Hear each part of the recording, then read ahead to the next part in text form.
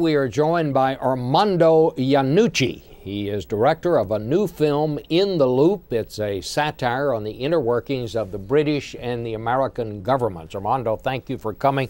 I'm just reading a little bit here about the plot. It says, a bumbling British government minister makes a verbal snafu during a TV interview and inadvertently backs a U.S. war in the Middle East. The Prime Minister's venomous communications chief attempts damage control as tensions mount, and it all comes down to some general in the Pentagon who is played by James Gandolfini, who of course is Tony Soprano. Well, yes, it's James Gandolfini in a new light, dressed in a 4-star, maybe 5-star general's outfit. And actually, James, for his research, he went out to the Pentagon. He rang the Pentagon up and he said, "Can I come and visit you?" And normally they're very security conscious, but you know, if James Gandolfini rings up, they go, "Yes, of course." Yeah. And he went and he spent a couple of days there. He went out to the Pentagon barbers to get his hair cut. And there's a line in the film where someone asks him, "Have you ever killed anyone?" So he thought he'd better ask these generals, "Have you ever killed anyone?" And he said, they were very funny. The reaction was, "Have I ever killed anyone? Bob, have I ever killed anyone?" Yes, I have, yes. And it's an attempt to show Washington life, not as how we've seen it in the movies before, because Washington is either portrayed as being very noble and virtuous and heroic and loyal, or else as being sinister and malevolent and corrupt. And I've never seen Washington portrayed as being a little bit dull and full of people working in an office, which is what this film shows. It is based, I'm told, from the research here, on the UK television series The Thick of It. Yeah. It's also a satire on the inner workings of the British government. What elements of that show did you use in making this one? There's only one. You don't need to have seen the TV show to get the film. There's only one character in the film who's in the TV show, and that's a guy called Malcolm Tucker, who is the British Prime Minister's head of communications. He's a sort of Karl Rove figure from the UK, the guy who tells the Prime Minister what to eat, what to think, when to breathe in, when to breathe out, what room to go in, what he should be wearing as he goes into that room, how he should wave, what car he should get into.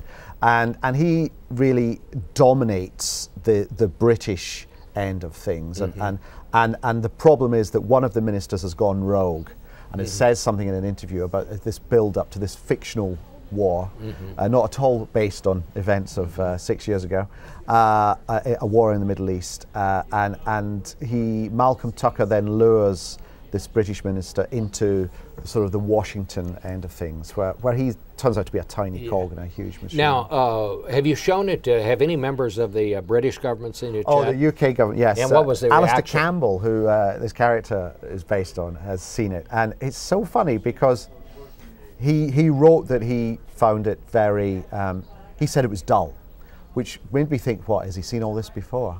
And in fact, he's the only one who said it. He didn't realize it was a satire. Well, perhaps not. and he thought it was a documentary. And actually, he talked about some of the incidents that we show in the film and said, well, this is just unbelievable. This wouldn't happen. And those are incidents that actually did happen.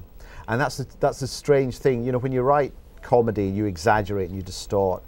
And you think you're kind of taking things to the nonsensical degree, and then you find out it was much, much worse in the real life. I remember there was a book about CBS. It was supposed to be a satire. It was a documentary, as far as I could tell. Well, that's right. Those of us who worked here. That's right. We put things in, we just invent things, and then someone from the government comes up and says, "How did you find that out?" Now, you've shown it at the Tribeca Film Festival and out at Sundance. Yeah.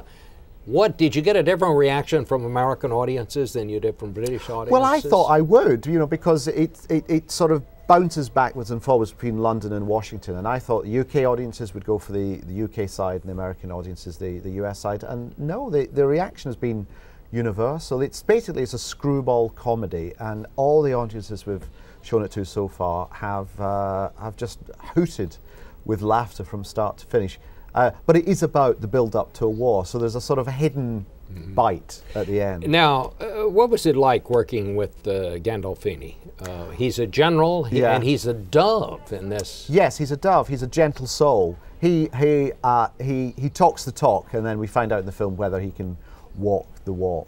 And no, he enjoyed it, and I thought it would be such a good, almost casting against type for James Gandolfini to do it, because we don't expect him in that role. And there's a scene quite near the beginning of the film where he and the actress Mimi Kennedy, who plays the Assistant Secretary of State, are discussing troop movements, and they're at a Washington party in someone's house. They want to find a room to go in where it'll be nice and quiet. They go into children's bedroom, and they're discussing troop movements on a children's toy calculator. They make sort of beep, beep, beep noises, you know, and that's them weighing up how many forces they've got and how many they can afford to put into the arena of combat. So. Armando Iannucci, and the film is In the Loop. In the Loop. Opening in the United States on the 24th, July 24th. July 24th. Great to have you. Pleasure. This is Washington Unplugged, and don't forget to watch us, catch us on Face the Nation on television on Sunday.